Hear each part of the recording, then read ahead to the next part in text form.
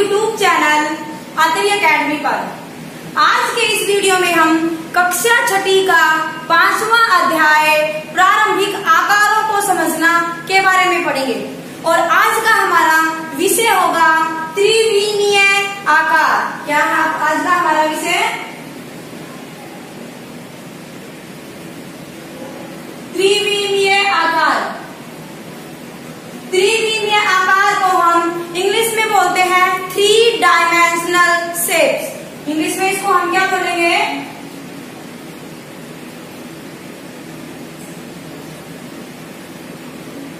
Three dimensional shapes. Dimension क्या होती है आपके पास? लंबाई, चौड़ाई और ऊंचाई। ठीक है, इसी तरह से ये क्या है?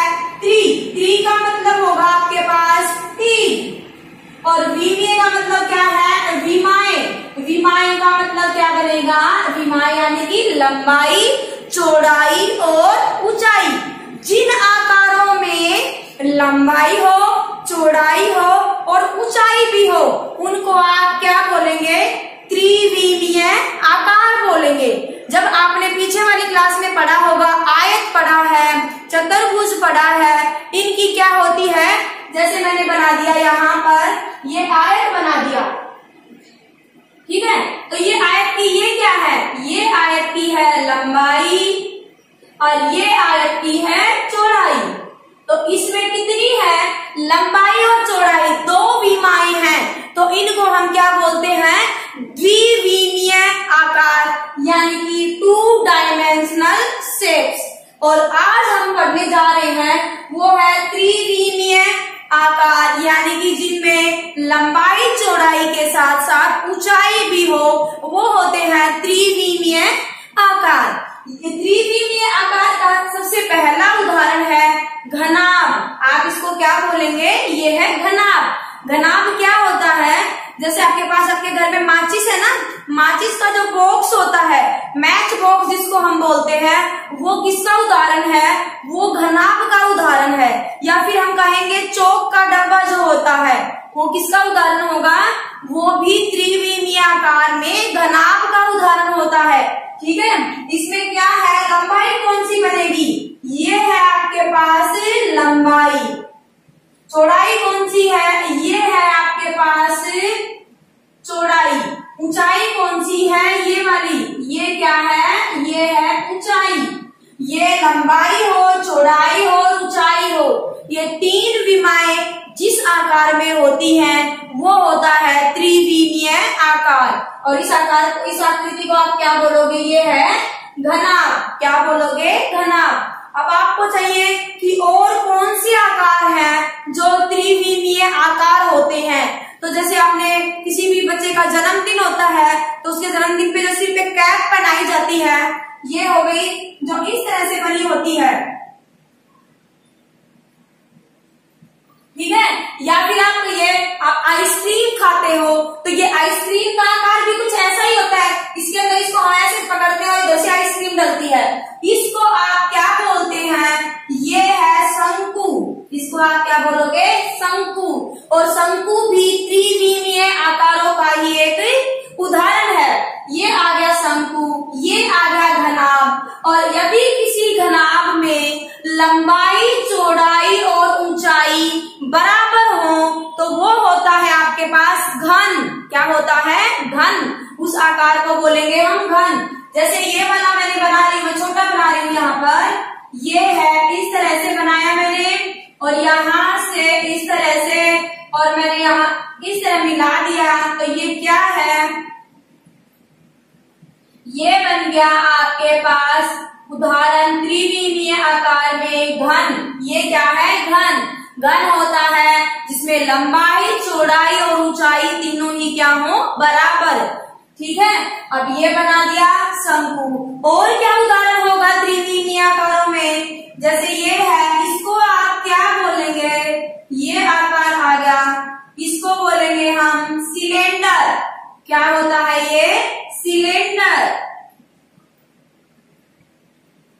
ये बन गया सिलेंडर। ठीक है, ये सिलेंडर का आधार है और ये सिलेंडर की क्या है? ऊंचाई है।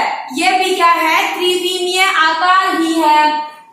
सिलेंडर का उदाहरण कहें तो अपने रसोई में जो सिलेंडर है, जब रोटी बनाते हैं गैस स्टोव, तो उसमें सिलेंडर लगाते हैं। सिलेंडर का सिर्फ हमारा जो पकड़ने वाला पोर्शन होता है उसको हटाएं या फिर उसको भी साथ लेके चलें, तो ये क्या आकार होता है, ये क्या होगा, सिलेंडर के आकार का ही होता है। इसीलिए इसको भी हमने क्या बोला है, सिलेंडर बोला है।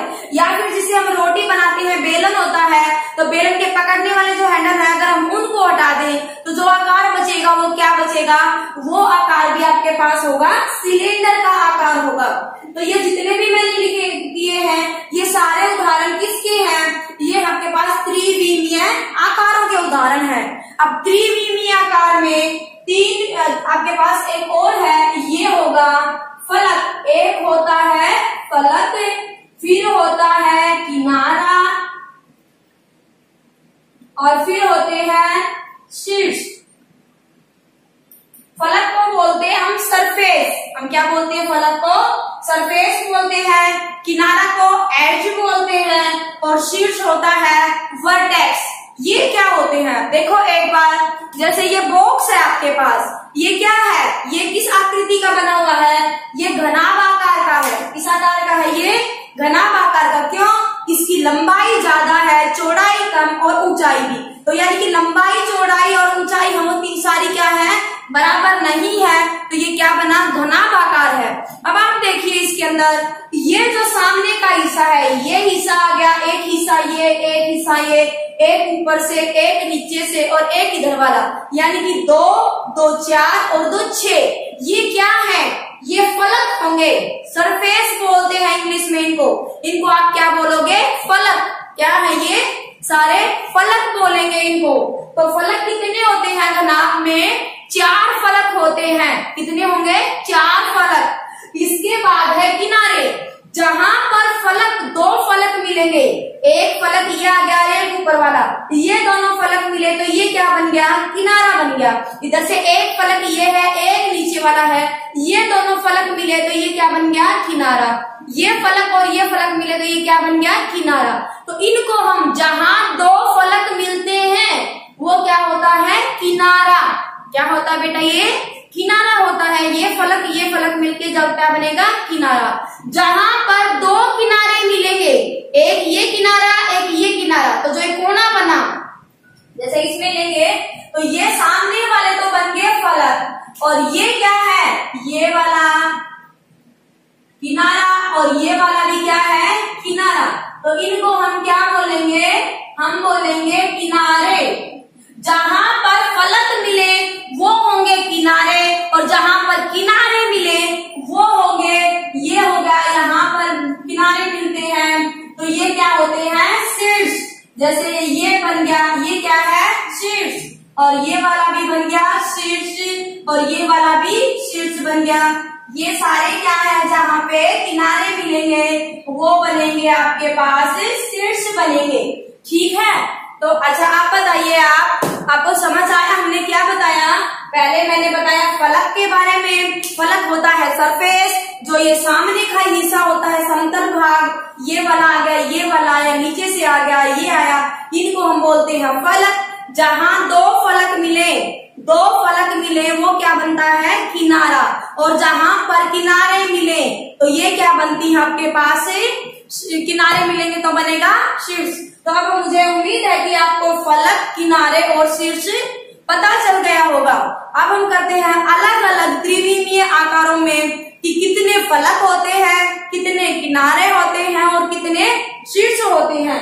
तो जैसे अभी लिखा हुआ है घनाभ, तो घनाभ में फलक कितने हुए, अभी मैंने किए थे, फलक कितने हुए हैं, 6 फलक हुए। देख लीजिए एक बार फिर से, 1, 2, 3, 4, 5 और 6। तो घनाभ में फलक कितने बने हैं आपके पास, 6 बने हैं। अब हम देखेंगे यहां से किनारे, किनारे कितने बने, 1, 2, 3, 4, 4 कितने, जो सॉरी यहां से किनारे निकाल रहे हैं, किनारे कितने बनेंगे, ये है 1, 2, 3, 4, 4 किनारे हैं इस साइड, और 4 के बाद 5, 6, 7 और 8, 8 बन गए यहां से आपके पास किनारे।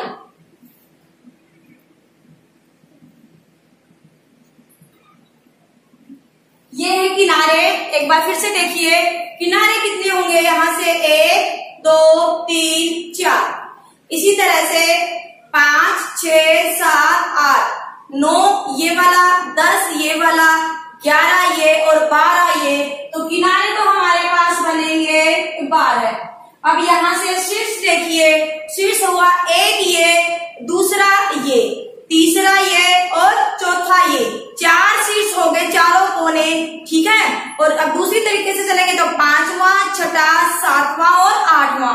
शीर्ष कितने हुए, 8, कितने हुए आपके पास 8, मतलब क्या हुआ, घनाभ में फलक होते हैं 6, किनारे होते हैं 12 और शीर्ष होते हैं 8, ठीक है।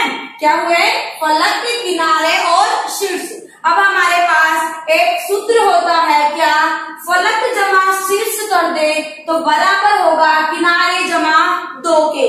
आप इससे अगर आपके पास आपको फलक और शीर्ष पता हो तो क्या कर सकते हैं, आप किनारे निकाल सकते हैं। अगर आपको शीर्ष नहीं पता, फलक किनारे पता है, तो यहाँ पे फलक की जगह पे फलक के रख दो, किनारे की जगह पे किनारे रख दो, तो कितना आ जाएगा आपके पास, शीर्ष भी आ सकता है, ठीक है। क्या है, फलक जमा शीर्ष करे तो किनारे जमा 2 के बराबर होना चाहिए। एक बार देखें यहाँ से, फलक आपने कितने हैं, 6, आपने शीर्ष है 8, फलक है 6 और शीर्ष है 8, किनारे कितने हैं, 12 जमा 2।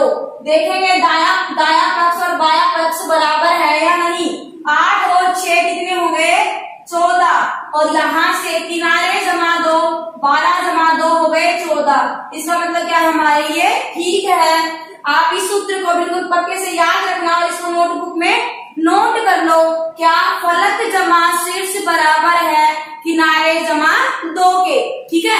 अब हम अलग अलग त्रिविमीय आकारों के फलक, शीर्ष और किनारे निकालना सीखते हैं। अब ये है आपके पास त्रिभुजाकार पिरामिड। त्रिभुजाकार पिरामिड में हम निकालेंगे फलक, किनारे और कोने। ये देखिए, ये है त्रिभुजाकार पिरामिड। कैसे है, इसके जो नीचे बेस है, आधार है, उसमें भी त्रिभुज है और जो बाकी इसके फलक है वो भी क्या है, त्रिभुजाकार है। कैसे है, त्रिभुजाकार। तो ये आपके पास आधार भी क्या है, त्रिभुजाकार, और सारे फलक भी क्या है, त्रिभुजाकार।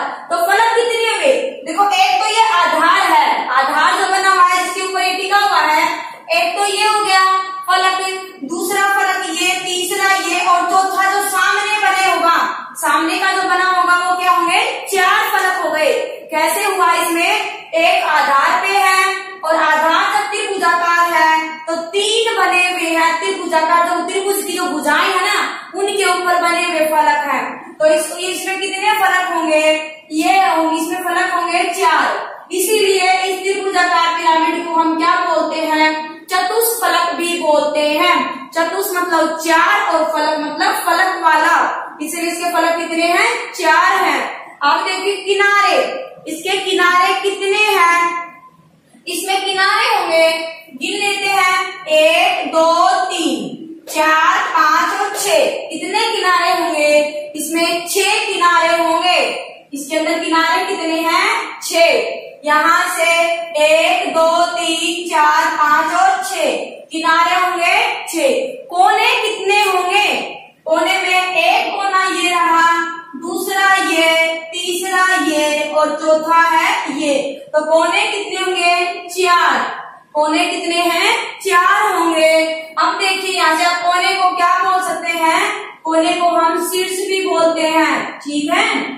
अब क्या हुआ, 4 6 4, हमारे अनुसार क्या था, फलक जमा शीर्ष, यानी कि 4 जमा में 4 बराबर है ये 6, किनारे जमा 2, तो कितना बन गया, 4 जमा 4 8 बराबर है 6 और 2 8। तो इसका मतलब क्या, हमारे किनारे, फलक और कोने सही होंगे।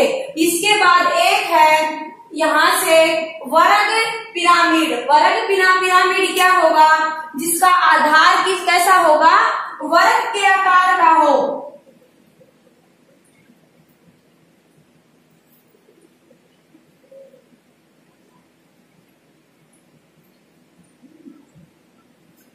वर्ग पिरामिड बनाते हैं हम यहाँ से। ये हमने जो आधार है ये हमने वर्ग के आकार का बना लिया, ठीक है। अब यहां से ये लिया, ये हो गया इसका एक फलक, इस तरह से ये बन गया और इसको आप बोलोगे वर्ग पिरामिड। क्या बोलोगे? वर्ग पिरामिड। इसके आधार कैसा है? वर्ग के आकार का है और ये जो चारों वर्ग के कोने हैं, ठीक है, इनसे क्या गए हुए यहाँ से ये फलक निकले हुए हैं और इसके कितने फलक हो जाएंगे? यहाँ से देखिए आप, एक फलक इस आधार, इस जो ये इसकी वर्ग की जो ये भुजा है यहाँ से ऐसे निकल के गया तो ये क्या बन गया? एक त्रिभुज बन गया, तो एक फलक हो गया। दूसरा फलक ये रहा, तीसरा फलक ये रहा और चौथा फलक जो सामने वाली भुजा है ये, और एक पांचवा फलक बन गया इसका आधार। तो आपके पास वर्ग पिरामिड में आधार कितना बना? 5। कितने हैं इसके आधार? 5 होगा। अब देखिए यहाँ से किनारे, फलक कितने हैं? 5 हैं। किनारे कितने होंगे? देखिए यहाँ से 1 2 3 4, 4 तो हो गए आधार के किनारे। अभी इन चारों से 5 6 7 और 8, तो किनारे कितने बने? 8 हैं। इस आकार में किनारे कितने हैं? 8। 4 किनारे आधार में जो वर्ग बना हुआ है उसके, और 4 किनारे हैं जो वर्ग के जो ये शीर्ष है इनसे निकल रहे हैं 4 किनारे। तो 4 और 4 कितने किनारे बन गए? 8। अब कोने कितने हैं? कोने देखिए 1 2 3 4 5। कोने कितने बने हैं इसमें? 5 कोने हैं। कितने हैं? 5। अब हमारा जो एक बार हम अपने सूत्र को भी देखें, चेक करें तो 5 जमा 5 कितना बन गया? 10। फलक जमा कोने या शीर्ष बोलिए 10, किनारे जमा 2, 8 जमा 2 के बराबर है, ठीक है। इसका मतलब क्या है? ये हमारे पास वर्ग पिरामिड में फलक 5, किनारे 8 और कोने 5 होते हैं, ठीक है। इसके बाद है त्रिभुजाकार प्रिज्म। त्रिभुजाकार प्रिज्म मैंने देखा दोनों तरह से बना दिया है। क्या होगा? इसका आधार ये त्रिभुजाकार होगा और इसका ऊपर वाला सिरा भी त्रिभुजाकार होगा। ये अब इसको ऐसे करेंगे तो ये आधार है और ये ऊपर वाला सिरा है, और इसके जो इस साइड वाले जो फलक होंगे ये क्या होंगे? चतुर्भुजाकार होंगे। जैसे ये वाला एक चतुर्भुज ये रहा इधर और एक चतुर्भुज ये और ये रहा। इसके आमने सामने की ये वाली क्या है? भुजाएं समानांतर, समानांतर की तरह बनेगा, समानांतर चतुर्भुज की तरह, ठीक है। ये भी एक चतुर्भुज है, ये भी एक चतुर्भुज है। ये आधार है और ये आधार के ऊपर इसका क्या जाएगा? ऊपर वाला हिस्सा है, ठीक है। ये मतलब एक तरह से कह सकते हैं बॉटम है और ये क्या है? टॉप है, और ये दोनों साइडें हैं इसकी, ठीक है। ये मैंने ऐसे इस तरह से भी बना दिया और ये इस तरह से खड़ा भी बना दिया। अब आप देखिए इसके फलक कितने होंगे? फलक देखिए, एक तो ये आधार वाला एक, यहां से दूसरा हो जाएगा ये 3 है, इधर वाला 4 है। अब इसको दूसरी तरफ घुमाएंगे तो उधर भी एक समानांतर चतुर्भुज होगा 4 और एक इसके दूसरी तरफ होगा 5। इसमें कितने होंगे फलक? 5 फलक होंगे, ठीक है। 1 2 3 4, ये दो सामने के हैं। जब हम इसके पीछे की तरफ जाके देखेंगे तो 2 फलक पीछे मिलेंगे जो समानांतर चतुर्भुज ही होंगे। तो इसके फलक कितने बन गए? फलक है 5, ठीक है। फिर किनारे देखिए, किनारे कितने बनेंगे? 1 2 3 4 5 6 7 8 और 9। तो किनारे कितने हैं? इसमें किनारे बनेंगे 9, ठीक है। किनारे कितने होंगे? 9। और कोने कितने होंगे? 1 2 3 4 5 और 6। कोने कितने हैं इसके अंदर? 6 कोने हैं। मतलब त्रिभुजाकार प्रिज्म में 5 फलक, 9 किनारे और 6 कोने होते हैं। मैं मानती हूँ कि अब शायद आपको समझ आ गया होगा, लेकिन अगर आप इनको और ज्यादा समझना चाहते हैं तो क्या करेंगे? यहाँ से इस तरह की सॉलिड शेप्स होती है, उसको देखिए, उसको देखने से और भी ज्यादा अच्छे तरीके से समझ आ जाता है। अब आपकी शुरू करते हैं, तो प्रश्नावली है, प्रश्नावली शुरू करते हैं। प्रश्नावली 5.9 में ये आकृतियां दी गई हैं, त्रिविमीय आकार दिए गए हैं और ये क्या करना है, इनका सही सुमेलन करना है। तो मैं आपको सीधे इनका क्या बता देती हूँ नाम। ये क्या है, हमने बताया था इसको हम क्या बोलेंगे, ये है शंकु। क्या बोलेंगे इसको हम, ये होता है शंकु। जो आपके जन्मदिन की जो टोपी होती है उसकी तरह से, या आइसक्रीम जो है उसकी तरह की शेप होती है, इसको हम बोलते हैं शंकु। ये क्या है, ये जो अपने घर में सिलेंडर होता है उससे थोड़ा सा मिलता जुलता सा आकार है, इसको आप क्या बोलेंगे, इसको बोलेंगे सिलेंडर। क्या बोलेंगे, सिलेंडर। इसके बाद ये क्या है, ये है घनाभ।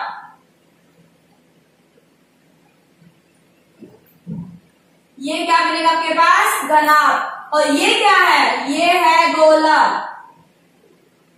क्या है ये, गोलक। अब एक बार ये भी देख लीजिए, शंकु को हम इंग्लिश में क्या बोलेंगे, कोन। सिलेंडर को इंग्लिश में क्या बोलते हैं, सिलेंडर ही बोलेंगे। क्या बोलेंगे, सिलेंडर ही बोलते हैं। ये घनाभ को क्या बोलेंगे, क्यूबॉइड। और गोला को क्या बोलेंगे, स्फीयर। क्या बोलते हैं इसको, स्फीयर। और ये बच गया, इसको क्या बोलेंगे, पिरामिड। क्या होता है ये, पिरामिड। ठीक है, इसको इंग्लिश में हम पिरामिड ही बोलते हैं। तो ये ऐसे, ये आपकी प्रश्नावली 5.9, इसमें क्या थी, त्रिविमीय आकार दिए गए थे और उनका क्या करना था, उनके नाम से सही सुमेलन करना था। ठीक है, सही मिलाना था। एक बार मैं फिर से रिवाइज करवा दूं, ये है शंकु, ये है सिलेंडर, ये है पिरामिड, ये है घनाभ और ये बन जाएगा आपके पास गोलक।